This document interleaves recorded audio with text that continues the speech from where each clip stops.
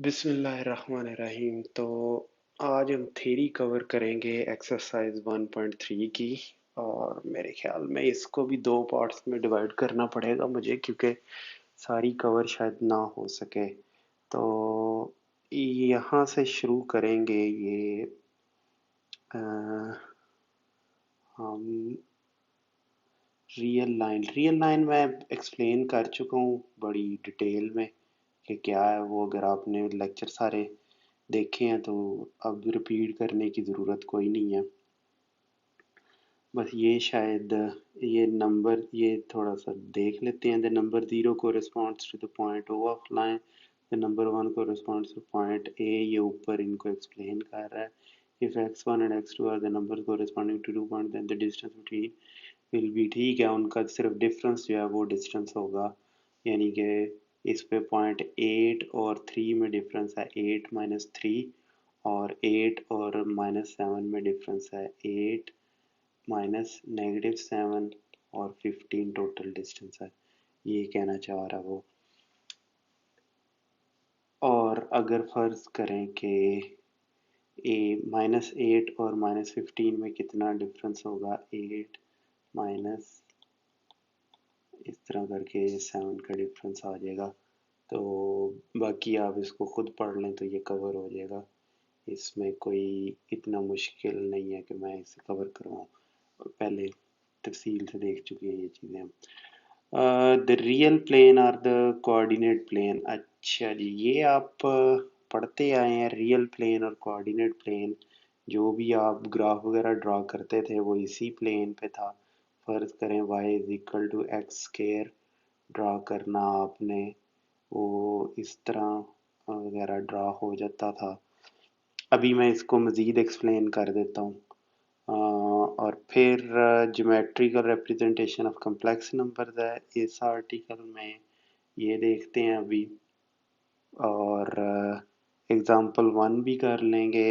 इसके बाद ये थ्योरम्स हैं कुछ, ये थ्योरम्स ये कवर करवा दूंगा। इसमें डिजिटल एक और नंबर 7 भी है।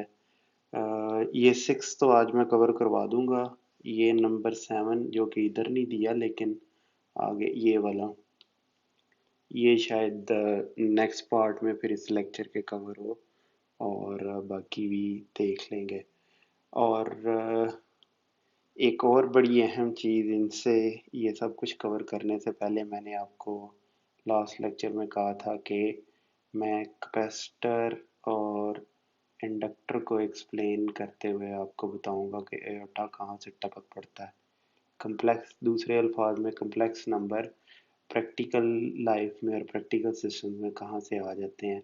इन दो सिस्टम्स में मैंने आपको पहले भी बता चुका हूँ कि इसकी ज़रूरत पड़ जाती है हमें। वी इन कर लें या वोल्टेज की, ठीक है। V in means V input, input voltage, या इस तरह के सिस्टम में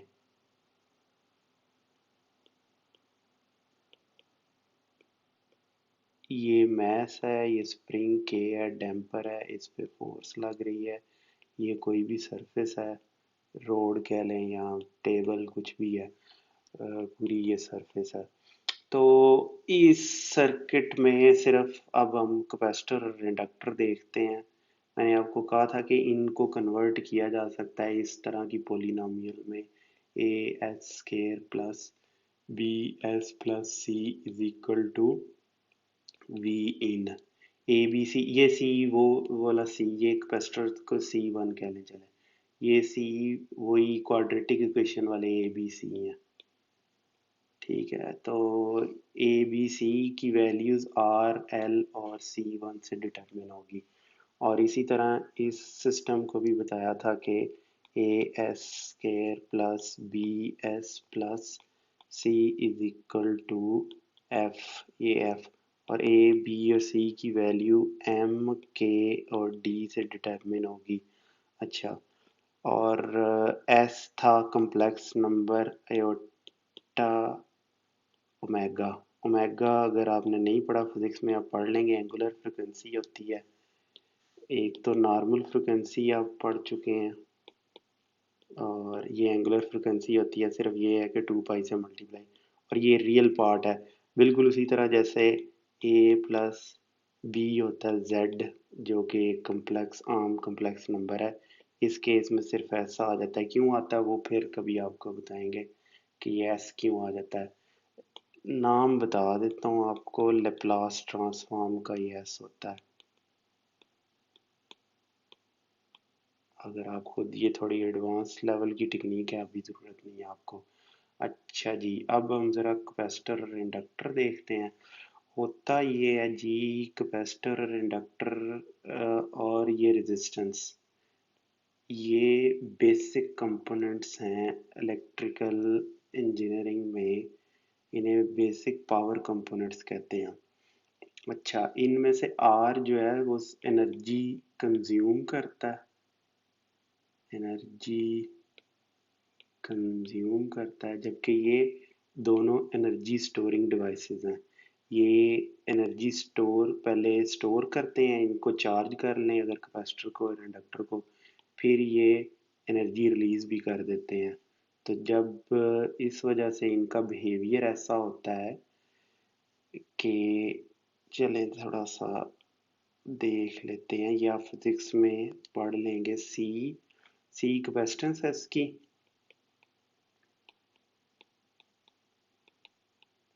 और आपको पता है कि इस पे जो चार्ज होगा वो डायरेक्टली प्रोपोर्शनल होगा कैपेसिटेंस के, सॉरी वोल्टेज के। जितना वोल्टेज लगाएंगे उतना ज़्यादा चार्ज होगा इसके ऊपर, वोल्टेज ओवर, हाँ ये सी वी के इक्वल आ जाएगा। और अब इस इक्वेशन में डी क्यू ओवर टी या C D V over T, अब आप कहेंगे ये क्या है, ये D over T second year में आप पढ़ लेंगे, ये डेरिवेटिव होता है। नहीं समझ आ रही इसकी, ये बिल्कुल वैसे ही ऑपरेटर है जैसे स्क्वायर रूट ऑपरेटर होता है ना, इसी तरह स्क्वायर रूट तो इनके ऊपर लगता है कांस्टेंट्स के ऊपर, ये वेरिएबल्स के ऊपर ज़्यादातर इस्तेमाल होता है, एक्स वाई जेड वगैरह के ऊपर, D x over D T. ये क्या चीज़ है, सिर्फ ये समझ लें कि ये बहुत माइन्यूट टाइम के साथ डिवाइड कर रहा है, टू सिंप्लीफाई थिंग्स। अभी आप समझ लें कि ये D D cancel, D D cancel, ये क्यू ओवर टी है। ये वैसे ऐसे कैंसिल होता नहीं, लेकिन चलें सिंप्लीफाई करने के लिए ये आपको बता रहा हूँ। ठीक है, समझ लें कि सिर्फ टाइम से दोनों तरफ डिवाइड हो रहा है, तो डी को समझें कि है ही नहीं इधर।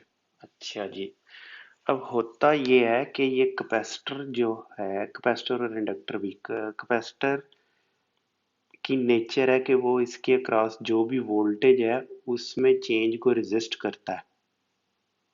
ठीक है, अ, ये चाहता है कि इसके क्रॉस जो वोल्टेज है वो रहे, इसलिए सर्किट में जब लगाएंगे इसको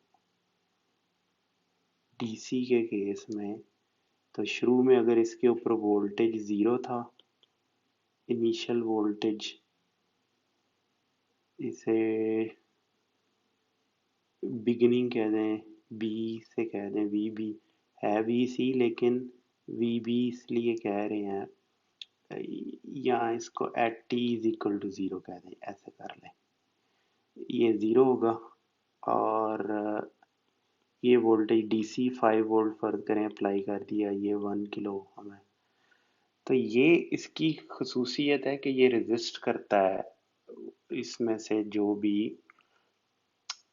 इसके अक्रॉस वोल्टेज चेंज होगी, करंट गुजरनी शुरू होगी ना, तो शुरू में as a short circuit behave करेगा, करंट सारी की सारी गुजर जाएगी, आहिस्ता आहिस्ता इसके अक्रॉस वोल्टेज डेवलप होना शुरू होगा। जैसे जैसे इधर वोल्टेज बढ़ता जाएगा, इस रेजिस्टेंस के अक्रॉस वोल्टेज कम होगा, क्योंकि वो 5 माइनस वी सी है ना वोल्टेज रेजिस्टेंस के अक्रॉस, और इस सर्किट में करंट कम होती जाएगी। तो इसमें अगर आप प्लॉट करें तो कुछ इस तरह की इसका वोल्टेज बनेगा वी सी, कि शुरू में जब ज़ीरो था, आहिस्ता आहिस्ता आहिस्ता आहिस्ता बढ़ता गया, और इसके अक्रॉस अल्टीमेटली 5 वोल्ट कैपेसिटर के अक्रॉस आ जाएगा। जब इधर 5 वोल्ट डेवलप हो जाएगा कैपेसिटर के अक्रॉस, तो ये करंट गुजरनी ख़त्म हो जाएगी और ये सैचुरेट हो जाएगा कैपेसिटर, और सर्किट बस अब as a open circuit behave करेगा। शुरू में शॉर्ट सर्किट बिहेव कर रहा था, अब कैपेसिटर ओपन सर्किट के तौर पे बिहेव करेगा। इंडक्टर इससे उल्ट करता है। अगर इधर इंडक्टर होता तो इंडक्टर की कोशिश होती है कि उसमें से करंट सडनली चेंज ना हो। तो शुरू में अगर कोई at time t is equal to zero, इधर फर्ज करें एक स्विच था, ये स्विच जैसे ही बंद होगा तो ये रेजिस्ट करेगा इसमें से गुजरने वाली करंट को। तो इसमें से जो करंट का है, ये वोल्टेज का मैंने ड्रा किया, यहाँ अगर मैं करंट का करूँ तो इसमें करंट आहिस्ता आहिस्ता ऐसे बढ़ेगी। और अगर ये 5 वोल्ट और 1 किलो ओहम है तो ये 1 मिली एम्पेयर पे आके करंट सैचुरेट कर देगी 5 मिली एम्पेयर पे। 5 मिली पे क्यों आई? 5 डिवाइडेड बाई 1 के इज 5 मिली एम्पेयर। अच्छा जी, ये बिहेवियर है कैपेसिटर और इंडक्टर का। तो इंडक्टर की इक्वेशन होती है फ्लक्स, जो इंडक्टर में होता है वो करंट के डायरेक्टली प्रोपोर्शनल होता है। Flux is equal to inductance into I, ये D V over D T ये होगा। अच्छा, ऊपर ये D V over D T times एक रेट ऑफ, ये समझ ले रेट कैलकुलेट कर रहा है ये derivative. Rate of change of current, ये होता है करंट, आई सी कह लें इसे, और ये rate of change of flux होता है voltage V L, L D I over D T आ जाएगा। अच्छा, अब जब डीसी के केस में तो ये हुआ, अगर आप इधर एसी अप्लाई कर देंगे,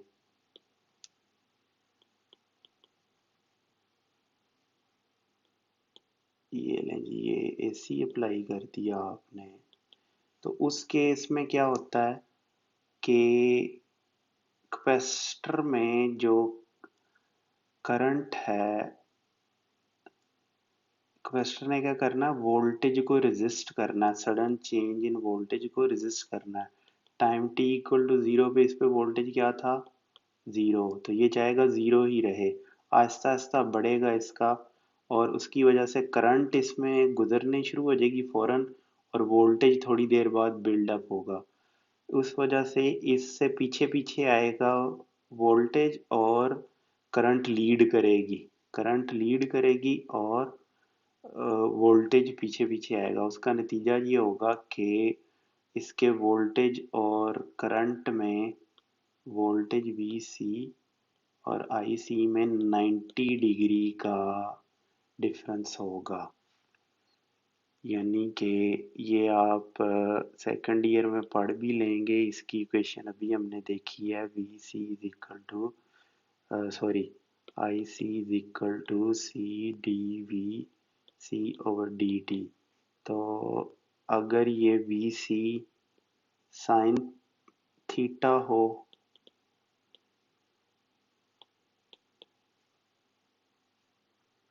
तो थीटा होता है ओमेगा टी, ये आप फिजिक्स में पढ़ लेंगे।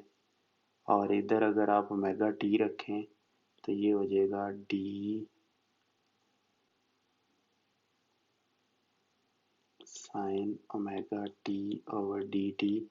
ये भी आप सेकंड ईयर में पढ़ लेंगे कि डिफरेंशियल लिया जाए साइन का तो वो कॉस आता है, तो ये आ जाएगा सी कॉस ओमेगा टी। ये ओमेगा यहाँ से बाहर आ जाएगा, एक बाहर भी आ जाएगा। कैसे आ जाएगा ये आके चल के आप देख लेंगे। अभी सिर्फ आपने ये सिर्फ बताना था आपको, जिसकी वजह से सारा एक्सप्लेन किया है कि कैपेसिटर की नेचर ऐसी है। ये थोड़ा सा मैथमेटिकल काम इसलिए कर दिया है कि सेकंड ईयर में जब आप पढ़ के आए, दोबारा आके जब डिफरेंशियल और इस चीज़ों की फिज़िक्स में फर्स्ट ईयर में ही आप ये ओमेगा टी वगैरह एंगुलर फ्रिक्वेंसी पढ़ लेंगे, चौथे चैप्टर में अभी तक शायद आपने पढ़ भी ली हो। तो तब आपको ये इक्वेशन बिल्कुल समझ आ जाएगी कि ये इधर हुआ क्या है।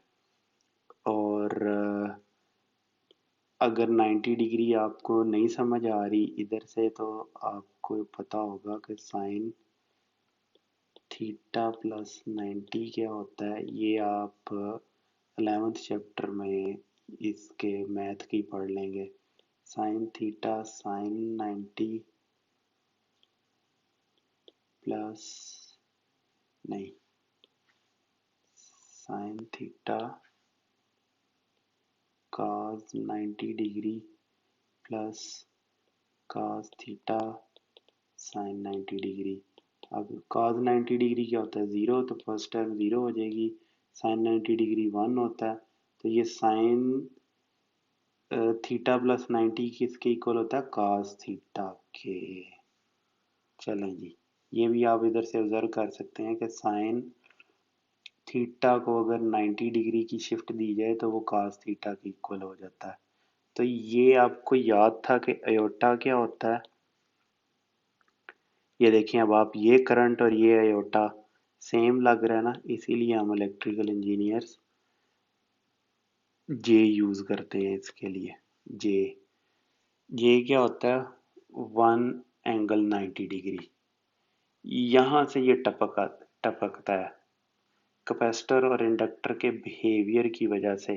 इसको एक और चीज होती है यहाँ इस इक्वेशन में, बल्कि इस इक्वेशन की फोरियर ट्रांसफॉर्म में लूँ, अभी ऊपर लेप्लास ट्रांसफॉर्म बताया था, फोरियर ट्रांसफॉर्म में लूँ, ये बड़ी मज़ेदार चीज़ है। फोरियर ट्रांसफॉर्म एडवांस बुक्स में आप पढ़ लेंगे मैथ में, अभी सिर्फ छोटा सा मैं इसके बारे में बता दूं, तो ये बन जाएगा आई सी ओमेगा बन जाएगा, यानी कि ये ओमेगा का फंक्शन है, ये इधर टी का फंक्शन था, ये असल में आई सी टी था, इज इक्वल टू, टी का मतलब है कि ये टी का फंक्शन है, टी इंडिपेंडेंट वेरिएबल है, आई सी डिपेंडेंट वेरिएबल है। जैसे आपको याद होगा कि X Y is equal to X square, X independent variable है, वाई की वैल्यू डिपेंड कर रही है एक्स के ऊपर, इसलिए ये डिपेंडेंट वेरिएबल है। तो आई सी इस केस में आई सी डिपेंडेंट वेरिएबल है और टी इंडिपेंडेंट वेरिएबल है, तो ये वी सी भी टी के ऊपर डिपेंड कर रहा है, D V C over T है असल में, इसीलिए टी के हिसाब से। तो फोरियर ट्रांसफॉर्म लेंगे इसकी, तो आई सी ओमेगा आ जाएगा, तो ये जो डेरिवेटिव है वो कन्वर्ट हो जाएगा जे ओमेगा सी, इसको तो ज़रा मैं रिमूव कर दूं, जे ओमेगा सी और वी सी ओमेगा। चलें, ये इक्वेशन क्या बता रही है, मैंने अभी कहा था कि करंट क्या करती है, ये कांस्टेंट है, इनको छोड़ दें आप। ये करंट क्या करती है, लीड करती है कैपेसिटर में, किसको, वोल्टेज को। तो फिर क्या किया इधर हमने, ये आपको नज़र आ रहा है, मैं अभी बताता हूँ कि ये क्यों ऐसे आ गई इक्वेशन। तो वोल्टेज को हमने जे से मल्टीप्लाई किया, यानी कि 1 एंगल 90 से वोल्टेज को 90 डिग्री की शिफ्ट दी और फिर एक कांस्टेंट से मल्टीप्लाई किया, तो हमारे पास करंट आ गई कैपेसिटर में, इसलिए हमें जे से देना पड़ता है। फोरियर ट्रांसफॉर्म क्या करती है, जिस तरह एक प्रिज्म लाइट गुजारो तो 1 2 3 अपने 7 कलर दे देती है ना, ये पर्पल से लेके ब्लू, अल्ट्रा ब्लू और इंफ्रारेड, रेड से लेके ब्लू तक जाती है लाइट, वाइट लाइट को अगर प्रिज्म से गुजारें।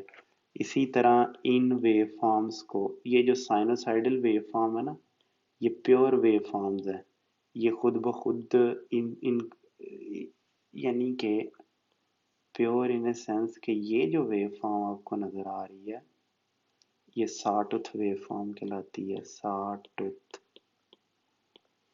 ये बहुत सी साइनोसाइडल वेव्स से हाई फ्रिक्वेंसी और लो फ्रिक्वेंसी साइनोसाइडल वेव्स से मिलकर ये सॉटूथ वेव्स बनी हुई हैं।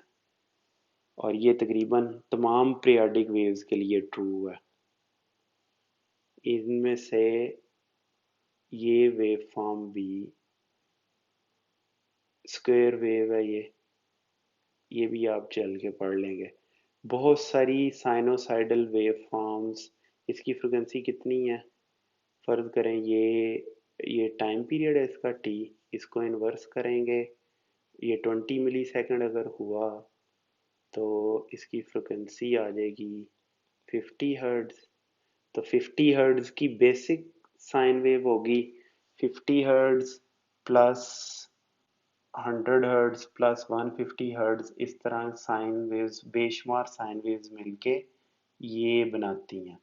जिस तरह ये बेशुमार ऊपर प्रिज्म वाली एग्जांपल देखें मिलके वाइट लाइट में होती हैं, इसी तरह बिल्कुल इन वेव फॉर्म्स को मैं फोरियर ट्रांसफॉर्म के डब्बे से गुजारूं तो ये अपनी सारी साइनोसाइडल वेव फॉर्म्स को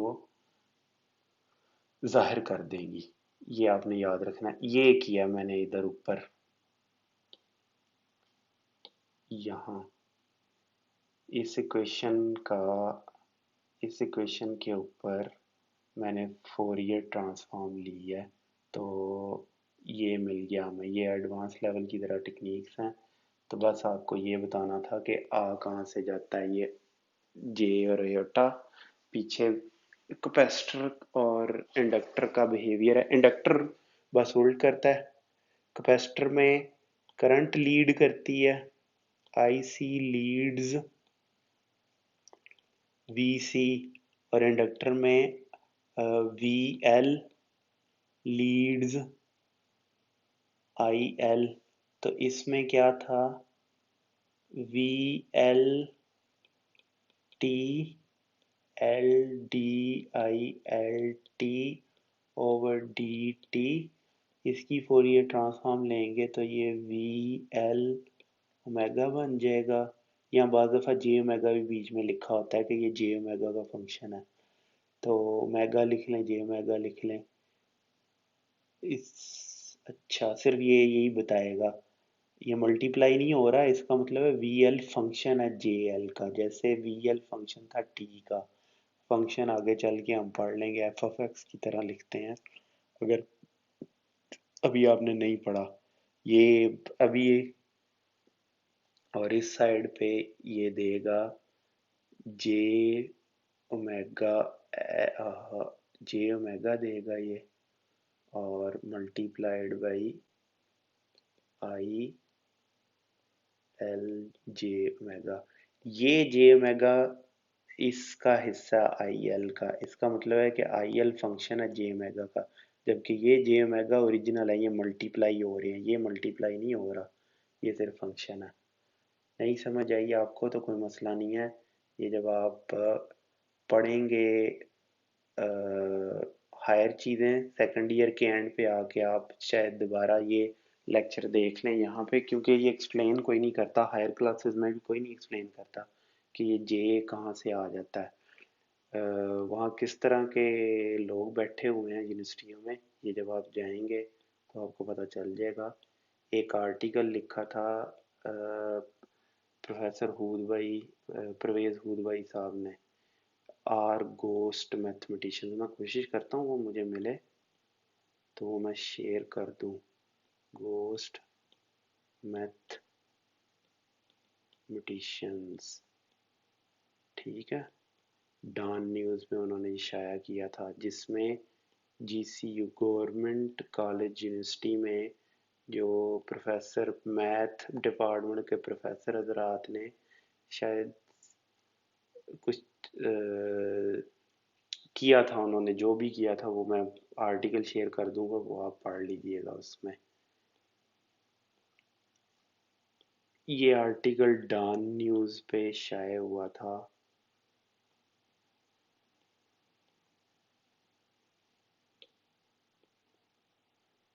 तो ये पढ़ने वाला मैं लिंक, तो आपको पता चल जाएगा यूनिवर्सिटियों में हमारे किस तरह के प्रोफेसर बैठे हुए हैं। वो प्रोफेसर हजरात क्या करते हैं, ऐसे भी हैं जो पढ़ पढ़ के लेक्चर नहीं आते, वो पीएचडियाँ की होती हैं, प्रोफेसर बन गए होते हैं, 20 20 25 25 साल से पढ़ा रहे होते हैं और करेंगे अपने एमएससी के स्टूडेंट्स को बता दिया होगा मेरा ये लेक्चर है, इसकी स्लाइडें बना के ले आना।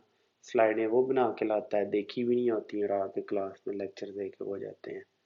तो उनको कोई दिलचस्पी नहीं है चीज़ें एक्सप्लेन करने की, आपने खुद ही करनी है। जो कोई मे भी प्राइवेट यूनिवर्सिटियों में थोड़ा बहुत हालात बेहतर हों, आजकल जो नए लोग पीएचडियाँ करके आ रहे हैं, यंग, आजकल पीएचडी काफ़ी छोटी उम्र में लोग कर जाते हैं, तो उसमें शायद गर्मजोशी ज़्यादा होती है उनमें काम करने की, तो उनके हालात थोड़े बेहतर होंगे। बाकी जो पुराने प्रोफेसर हजरात हैं उनका तो बहुत ही बुरा हाल है। चलें खैर, ये एक अलग बहस है। तो ये लेक्चर मतलब अभी आपको अगर नहीं ज़्यादा समझ आई तो कोई मसला नहीं है, ये बताना मैंने ज़रूरी समझा कि जे आ कहाँ से जाता है।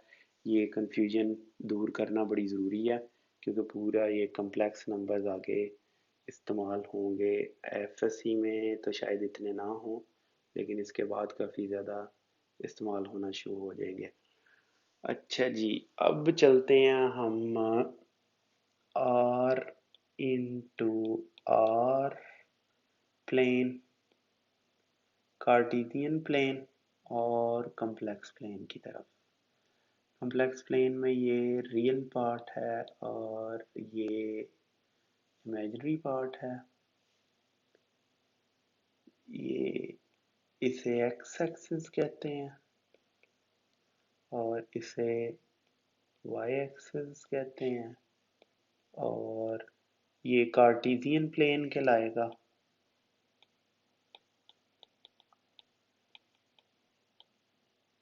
और ये कम्प्लेक्स प्लेन कहलाएगा। अच्छा, अब इसमें हमने एक रिप्रेजेंट करना है 2 और 3, यहाँ पे करके कोई पॉइंट होगा, ठीक है जी। इसमें भी हम 2 और 3 रिप्रेजेंट कर सकते हैं। ये पॉइंट यानी कि 3 डिस्टेंस, ये डिस्टेंस 3 है और ये डिस्टेंस 2 है। चले, इसमें भी यही है, ये डिस्टेंस इतना 3 है और ये डिस्टेंस 2 है। तो कहने का मकसद है फ़र्क क्या हुआ जी, सोच सकते हैं आप। कम्प्लेक्स प्लेन भी बिल्कुल उसी तरह का है, रियल प्लेन, कार्टेशियन प्लेन भी उस तरह का है, तो इसको फिर कम्प्लेक्स प्लेन क्यों कह रहे हैं? ये इसको यही कहने दें, क्या फ़र्क है इन दोनों में? ये 2 और 3 इस प्लेन में, और इधर के 2 और 3 में क्या फ़र्क है, सोच सकते हैं आप। चलें, फ़र्क ये है, बड़ा बुनियादी फ़र्क है और बड़ा अहम फ़र्क है। फ़र्क ये है कि ये रिप्रेजेंट कर रहा है कार्टेशियन प्लेन दो वेरिएबल्स को, वाई एक्सिस पे वाई वेरिएबल को और एक्स एक्सिस पे एक्स वेरिएबल को। ये कुछ इस तरह का कोई भी ये फंक्शन को रिप्रेजेंट कर रहा हो सकता है।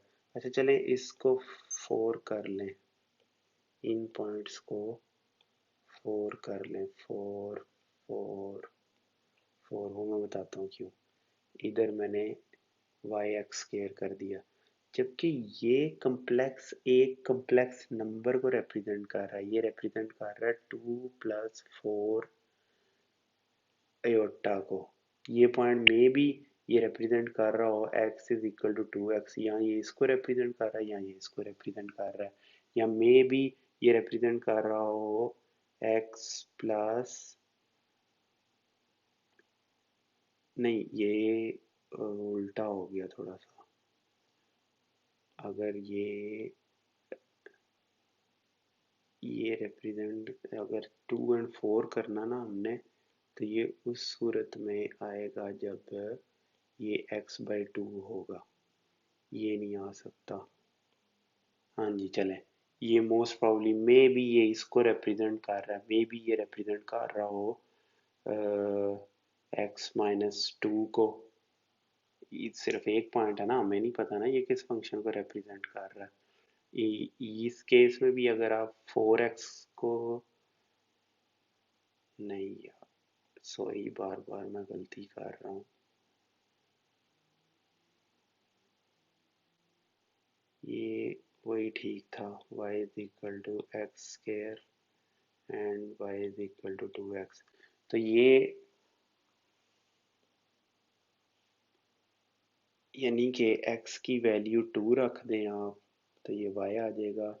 इधर भी आप x की वैल्यू, तो या ये फंक्शन होगा या ये होगा, या ये कोई भी और हो सकता है, ये भी हो सकता है। x प्लस 2, एक्स की वैल्यू 2 रख दें इसमें, तो y आपको 4 मिल जाएगा। एक पॉइंट से तो वो नहीं पता चलता, इधर मजीद पॉइंट्स अगर हमारे पास हों तो हम मे भी फाइंड आउट करें कि ये x और y का आपस में रिलेशनशिप कौन सा है, इन तीनों में से या कोई और है। चलें खैर जो भी है, लेकिन एक बात तो तय है कि ये r into R plane represent कर रहा है दो वेरिएबल्स में रिलेशनशिप को, x और y के आपस में रिलेशनशिप को रिप्रेजेंट कर रहा है। दो सेपरेट वेरिएबल्स हैं, जबकि कम्प्लेक्स प्लेन में एक ही कम्प्लेक्स नंबर है जिसको z कह लें, ये उसके दो कंपोनेंट्स हैं। ये जो पॉइंट हमने 2 और 4 इधर रिप्रेजेंट किया है, ये एक कम्प्लेक्स नंबर को रिप्रेजेंट करने के लिए इस्तेमाल हुआ है। ये बुनियादी फ़र्क है। अब फिर इसमें ये बुनियादी सवाल पैदा होता है कि फ़र्ज़ करें इसे z1 कह लें, एक ऐसा फंक्शन है जो z2 is equal to z1 square है, और इनका प्लॉट हम देखना चाहते हैं, तो फिर क्या बनेगा जी? तो उसमें फिर ये करना पड़ेगा, अभी बताता हूँ आपको। a1 plus B iota b1 iota square, तो ये a1 square plus b1 square plus 2a1 a b1 iota, और इधर अयोटा स्क्वेयर था a1 minus b1 square plus 2a1 b1 aorta है। चलें जी, और इधर दूसरी साइड में क्या था, a2 प्लस b2 अयोटा है। अब क्या कर सकते हैं हम, ये रियल पार्ट है इसका, a1 b1 ये अयोटा, ये इसका दोनों रियल पार्ट्स को कंपेयर कर लें। ठीक है जी, तो ये b2 will be to a1 b1। चलें जी, ये देखें अब क्या हुआ। दो कम्प्लेक्स नंबर है, इस केस में देखें रियल में x is equal to Y square, ये एक वेरिएबल था, ये दूसरा वेरिएबल था। जबकि ये एक कम्प्लेक्स नंबर था, ये दूसरा कम्प्लेक्स नंबर था। इनको हम इसको हम एक ही प्लेन के ऊपर प्लॉट कर पाए थे। अब अगर इनको प्लॉट करना है तो क्या करना पड़ेगा, ये दो इक्वेशनें देखें, इसमें से हमें दो इक्वेशनें मिल गई, और उन दो इक्वेशनों में तीन तीन वेरिएबल्स हैं। a2 is a1 square minus b1 square, a2 is 2a1 b1। अब क्या करेंगे, अब इसको अगर प्लॉट करना ना जनाब जी, तो इस तरह का कोई थ्री डिमेंशनल किस्म का प्लेन है जिसमें ये a1 होगा, ये b1 होगा, और यहाँ आप a2 प्लॉट कर लेंगे, और एक और आपको लेना पड़ेगा, ये a1 होगा, ये b1 होगा, और ये a2 होगा। ये आपको दो थ्री डिमेंशनल ग्राफ्स में ड्रा करना पड़ेगा। ठीक है जी, वो ऊपर जो फोरियर ट्रांसफॉर्म आपको बताई थी, ये मुझे उस वजह से पता है, हम प्लॉट करते होते थे, एक सिग्नल की फोरियर ट्रांसफॉर्म लेते थे, वो इस तरह कम्प्लेक्स आती होती थी, और उसके हमें कम से कम इस तरह दो दो प्लॉट, दो दो टू डिमेंशनल प्लॉट्स करने पड़ते थे। ये तो थ्री डिमेंशनल वाली मैंने एग्जांपल दी, अभी आपको टू डिमेंशनल वाली एग्जांपल देता हूँ। फर्ज करें Z2 is equal to 2Z1। अब क्या करेंगे, अब फिर आप इनको डिज़ोल्व करें, A2 B2 iota 2A1 into 2B1 iota. A किसके इक्वल होगा 2A1 के, B किसके इक्वल होगा B2 इज 2B1 के। चलें जी, ये अब देखें, दो वेरिएबल्स थे, कॉम्प्लेक्स वेरिएबल्स थे, तो दो इक्वेशनें मिली हमें, तो हमें इसके लिए दो प्लॉट्स चाहिए, दो टू डिमेंशनल प्लॉट्स चाहिए। अब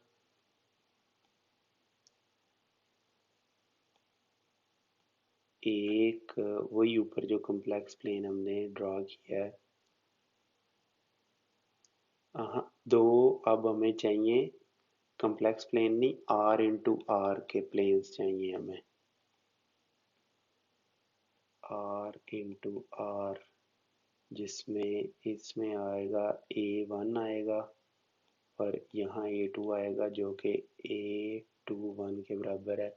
यहाँ हम प्लॉट करेंगे B1 को और यहाँ हम प्लॉट करेंगे, ये होगा B2 के इक्वल होगा और इसका तकरीबन ऐसा प्लॉट आएगा, ये इस तरह का जीरो में से गुजरेगा। ये दो प्लॉट करने पड़ेंगे हमें, जबकि इस केस में क्या था, ये R इंटू आर प्लेन था, ये R इंटू आर प्लेन था।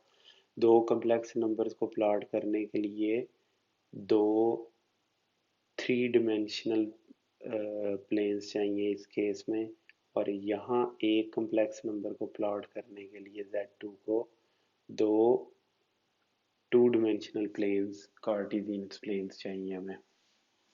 तो ऊपर जो हमने कम्प्लेक्स प्लेन लिखा है वो सिर्फ और सिर्फ एक कम्प्लेक्स नंबर को प्लॉट करने के लिए इस्तेमाल हो रहा है। ये फ़र्क अब आपने याद रखना है, और बाकी अब आप इस काबिल हो गए हैं कि इसको पढ़ लें। इसने जो यहाँ पे लिखा है, geometrical representation of complex numbers, और ये the real plane of the coordinate और द कोऑर्डिनेट प्लेन, ये जो कहता है अब आप उसको पढ़ सकते हैं और बात ख़त्म हुई। ये मॉडुलस वगैरह मैं आपको पहले ही बता चुका हूँ, ठीक है। पीछे यहीं से चले, मैं एक्सप्लेन कर देता हूँ जो इसने यहाँ लिखा है। ठहरे जी ज़रा, हाँ जी, तो इसको देख लें आप यहाँ, ये एक कम्प्लेक्स नंबर है, ये देख लें, ये एक कम्प्लेक्स नंबर है जिसे प्लॉट किया हुआ है, ये कम्प्लेक्स प्लेन ही होगा।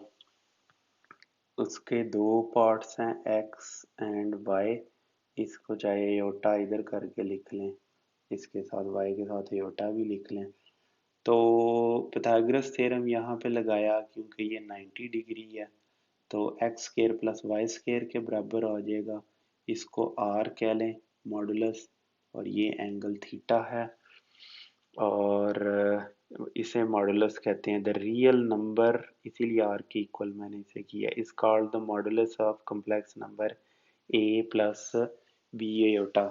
हाँ, फिगर में एक्स प्लस वाई एयोटा कह रहा है, of the complex number X plus Y iota, ये ऊपर ठीक लिखा है इसने। तो pythagoras थ्योरम बस अप्लाई करना है तो ये हमें मिल जाएगा। Thus, OA represents the modulus of x plus iota y. In other words, the modulus of the complex number is the distance from origin of the point representing the number. ये भी मैं आपको पहले एक्सप्लेन कर चुका हूँ। इस case में आप देख लें, उसने मॉडुलस लिखा है तो इधर z को z ऐसे लिख रहा है, और ये भी देख लें आप कि x प्लस y इनको भी लिखा जा सकता है, और एक्स वाई इसको भी, ये बस डिफरेंट नोटेशन हैं इसकी। चलें जी, आगे एग्जाम्पल है। एग्जाम्पल तो इंतहाई आसान है, इसमें क्या करना है, मॉडुलस फाइंड आउट करना है इनका। इसका मॉडुलस क्या होगा, 1 square plus square root 3 square, तो 1 + 3 हो जाएगा और ये 4 आ जाएगा, और इसका फिर स्क्वायर रूट आएगा और ये 2 आ जाएगा हमारे पास, ये 2 है। इस केस में 3 है तो 3 ही इसका मॉडुलस हो जाएगा, 3 स्क्वायर प्लस 0 स्क्वायर ओवरऑल का स्क्वायर रूट 3 आ गया, -5 आयोटा इसका 5 आएगा, और 3 एंड 4 है, ये हमने बहुत दफ़ा कैलकुलेट किया है, ये 9 + 16 और स्क्वायर रूट 25, तो ये 5 यहाँ भी आ जाएगा। चलेंगे, ये एग्जांपल्स हुई। अब आते हैं थ्योरम्स की तरफ, इनको साबित करते हैं ज़रा थ्योरम्स को। हम पहले इसे करना साबित कि modulus of an negative complex number is equal to modulus of complex number, उसका यानी कि पॉजिटिव, यानी कि नेगेटिव z और पॉजिटिव z का मॉडुलस इक्वल होता है आपस में, ये कह रहा है। और कॉन्जुगेट अगर उसका लिया जाए तो उसका मॉडुलस भी बराबर होगा, और नेगेटिव कॉम्प्लेक्स नंबर के कॉन्जुगेट का मॉडुलस भी बराबर होगा। ये सारे हमने साबित करने हैं। साबित करना इंतहाई आसान है, इनको बस आप स्टार्ट करेंगे।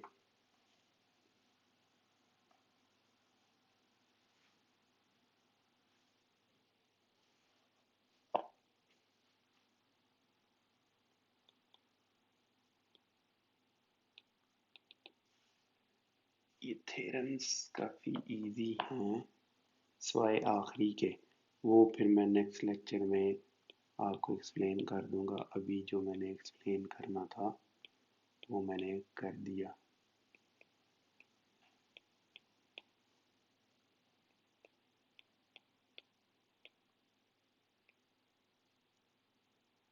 चलें जी, था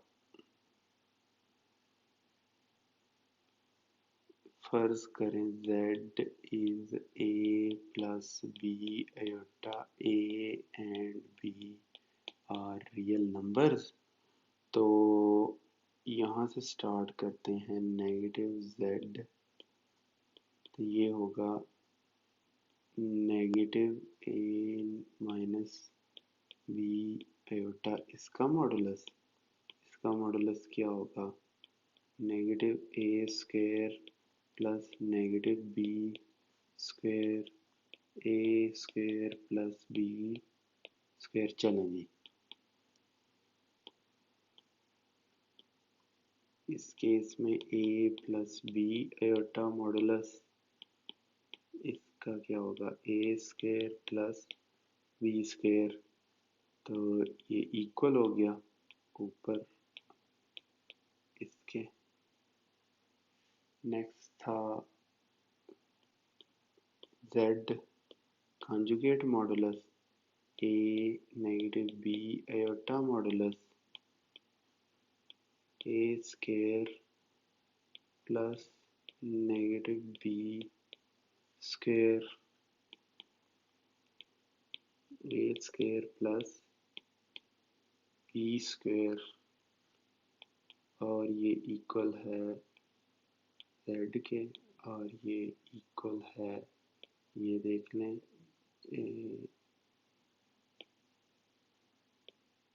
ये इसके इक्वल है और ये भी इसके इक्वल है, और ये इक्वल है z नेगेटिव के मॉडुलस के। और नेक्स्ट पार्ट इसका क्या है जी, हाँ जी, नेगेटिव z मॉडुलस, तो negative a negative b iota modulus, ठीक है जी, ये आएगा a negative a plus b iota modulus. तो ये आएगा -a² प्लस b²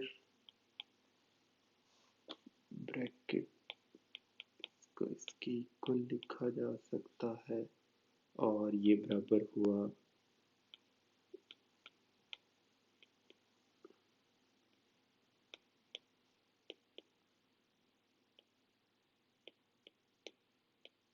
चलें जी, ये सारे प्रूफ हो गए, स्ट्रेट फॉरवर्ड प्रूफ हैं ये सारे। इनमें सिर्फ इसी तरह आपने करना है और ये साबित हो जाएगा। नेक्स्ट तो इससे भी ज़्यादा इजी है।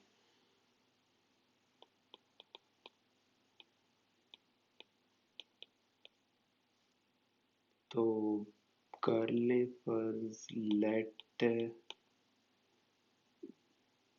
z is equal to a plus b iota a b belong to real numbers, then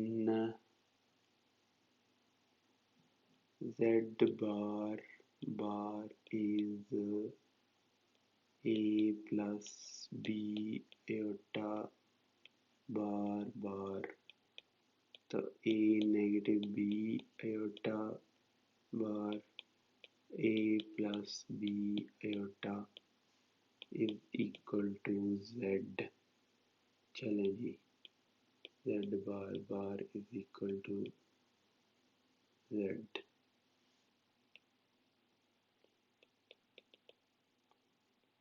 इसमें लिख लें एक्सरसाइज 1.3, उसकी थ्योरी है ना, इस वजह से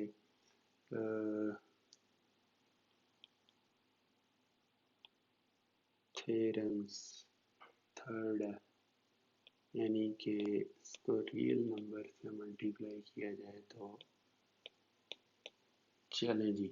इसमें फिर सपोज कर लें z is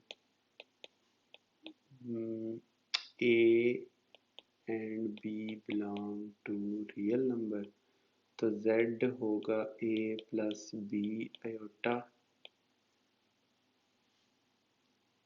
और z बार होगा a negative b iota। z बार होगा a plus b iota a negative b iota a square minus ab iota plus ab iota negative b square iota square, ये होगा a square plus b square which is equal to, यहाँ ऐसे लिख लें इसको, a square plus b square is square is z modulus square. चलें जी, इधर लिख लें चाहे आप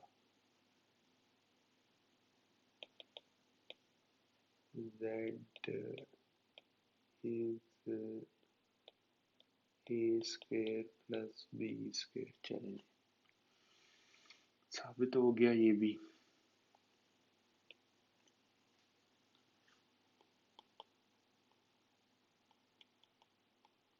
एक्सरसाइज 1.3, ये खुद तो नहीं है एक्सरसाइज, लेकिन क्योंकि थ्योरम इससे पहले आ रहे हैं तो इसलिए मैं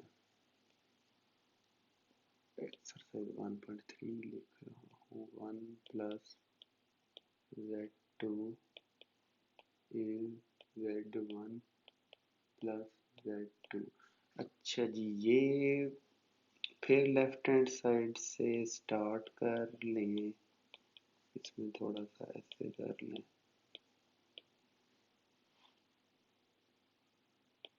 इधर लिख लें because z1 is a1 plus b1 iota, z2 is a2 plus b2 iota। इस केस में आ जाएगा जी a1 plus b1 iota plus a2 प्लस b2 iota। ये पूरे के ऊपर बार है।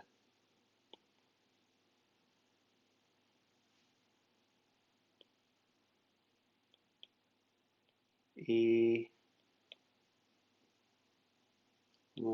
a2 plus b1 b2 iota, ये पूरे के ऊपर बार है। a1 plus a2 minus a1 b1 b2 iota। अब इनको सेपरेट कर दें। b1 iota plus a2 b2 iota, ये क्या है, z1 बार है। यहाँ एक और स्टेप यहाँ पे यार आप ऐड कर सकते हैं, a1 प्लस b1 iota बार प्लस a2 प्लस b2 iota बार। अच्छा जी, तो ये z1 conjugate z2 conjugate,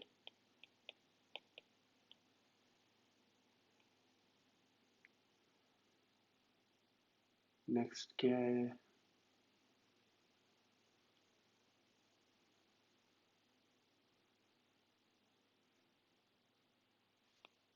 next है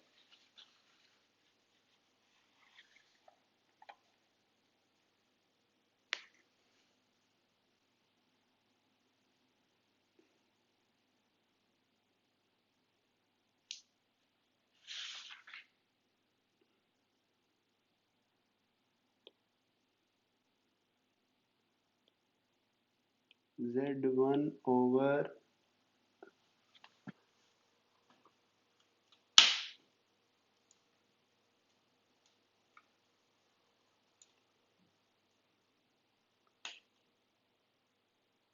z1 ओवर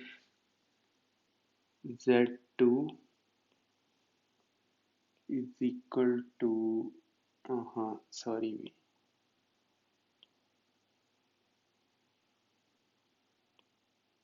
z1 z2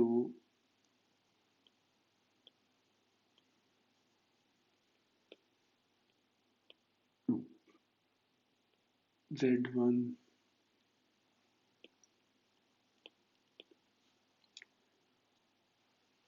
अच्छा जी, इसको फर्ज कर लें बिल्कुल उसी तरह दो नंबर्स हैं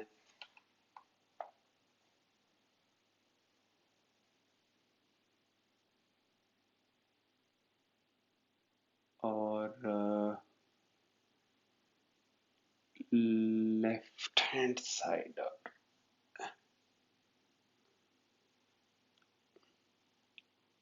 इससे पहले एवेल्यूएट कर लें फिर इसे कर लें और इन दोनों को आपस में इक्वल कर लें। तो z1 को कर लें a प्लस बी आयोटा और z2 को कर लें c प्लस डी आयोटा।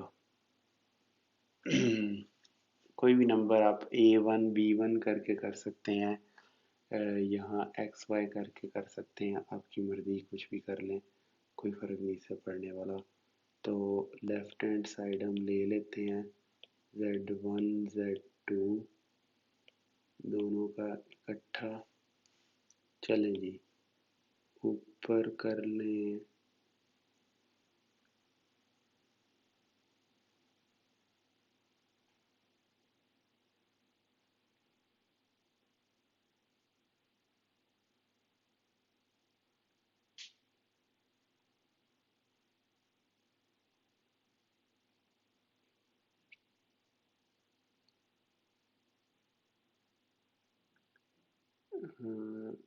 ए plus B iota C plus D iota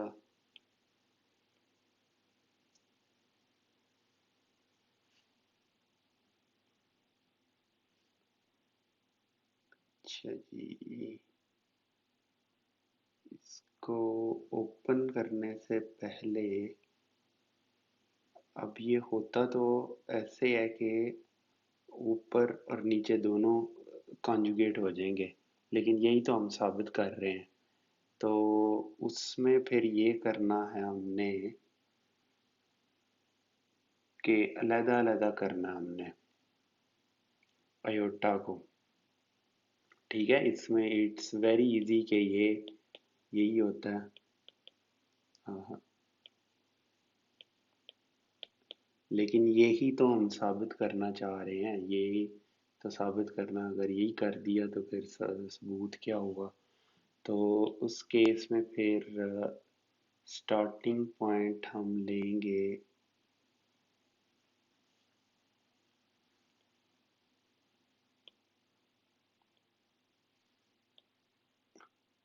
करना ये हमने कि A plus B iota over C plus D iota multiplied by C minus D over C minus D iota चले, और इस सब के ऊपर कॉन्जुगेट।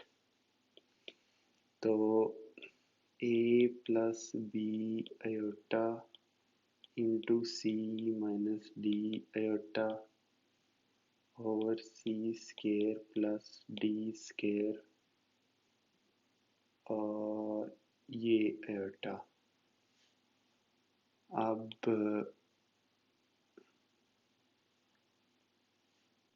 से कर लें आप ए C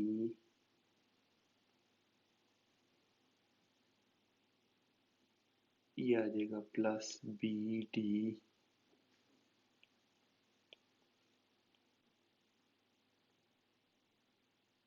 plus B C iota minus A D iota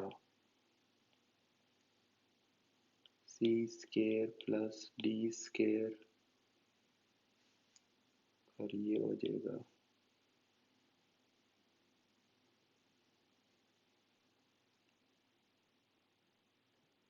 अच्छा जी। ये अभी हम इसको अलग कर देंगे। A C plus B D divided by C square plus D square, इधर नेगेटिव आ जाएगा, B C negative A D iota over D C iota. यहाँ इसको पूरे को अभी रहने दें, अलग अलग कर लें, तो फिर एक और स्टेप में इसको करें। A C plus B D over C square D square minus B C minus A D over C square plus D square, ये आ जाएगा जी। अब राइट हैंड साइड ले लें जो कि थी z1 ओवर z2 और ये हो जाएगा A plus B iota over C plus D iota, ये conjugate A minus B iota C minus D iota. चलें जी, ऊपर नीचे conjugate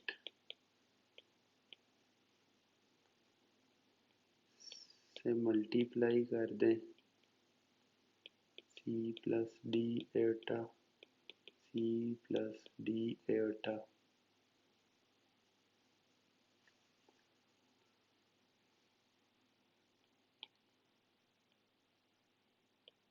C square plus D square A minus B iota C plus D iota. ये अगर आप देखें तो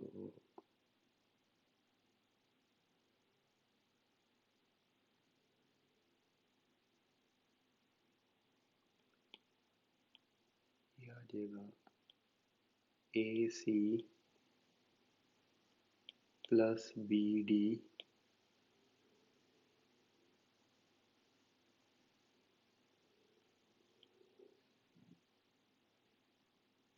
प्लस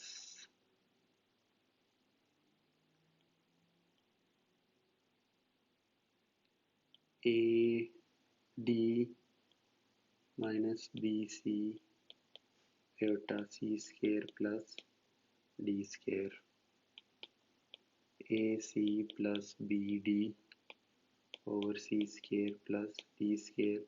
ये नेगेटिव ले लें तो ये B C minus A D iota over C square plus D square. चलें जी, ये इससे कह लें इक्वेशन कह लें, इसे वन कह लें।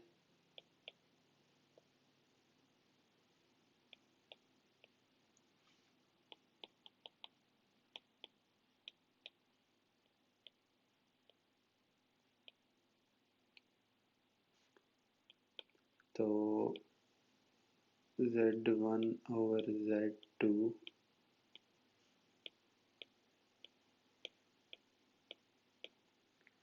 चलें जी, ये साबित हो गया।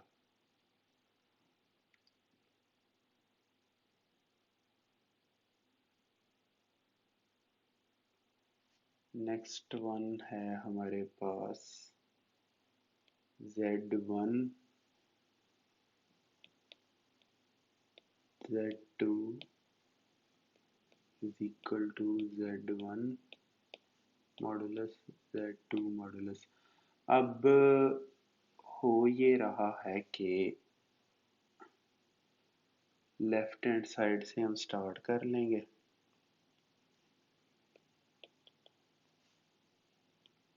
LHS is Z1 Z2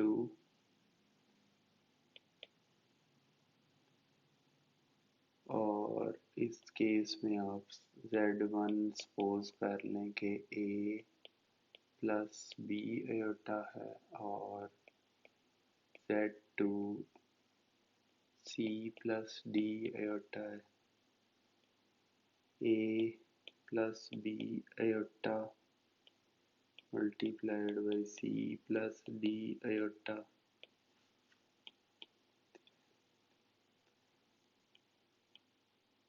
AC plus AD iota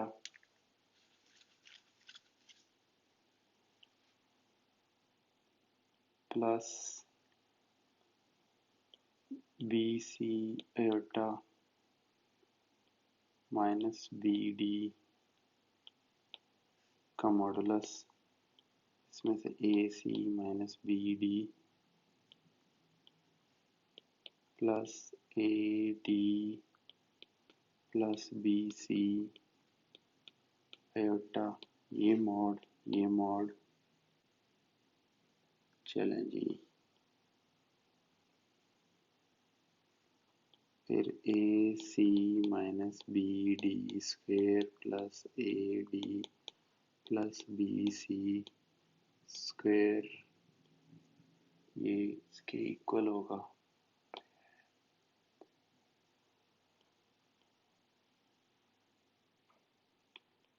A square C square plus B square D square minus 2AC BD। तो A square D square B square C square plus 2ADBC। तो ये कैंसिल हो जाएंगी ये term और ये term, तो आ जाएगा A square C square B square D square A square T square plus B square C square, ये असल में होती हैं A square plus B square into C square D square, और इसको कर लें जी z1, नहीं अभी इनको अलग अलग कर लें, A square plus B square multiplied by C square into D square, z1 z2 modulus modulus, तो ये भी साबित हो गया जी। नेक्स्ट थ्योरम 1.7, इसको नेक्स्ट पार्ट में आपको करवाऊंगा, ये थोड़ा सा ट्रिकी है। थ्योरम ये है z1 mod minus z2 smaller than or equal to z1 plus z2 smaller than or equal to z1 and z1 mod z2 mod। चलें जी, इजाज़त दीजिए, फीडबैक से आगाह कीजिएगा। कोई तब्दीली लाना चाहते हो आप लेक्चरिंग स्टाइल में, कोई एडिशन सब्ट्रैक्शन, जो भी मैं इम्प्रूवमेंट कर सका ज़रूर करूँगा। अपना ख्याल रखिएगा। अस्सलाम वालेकुम, अल्लाह हाफ़िज़।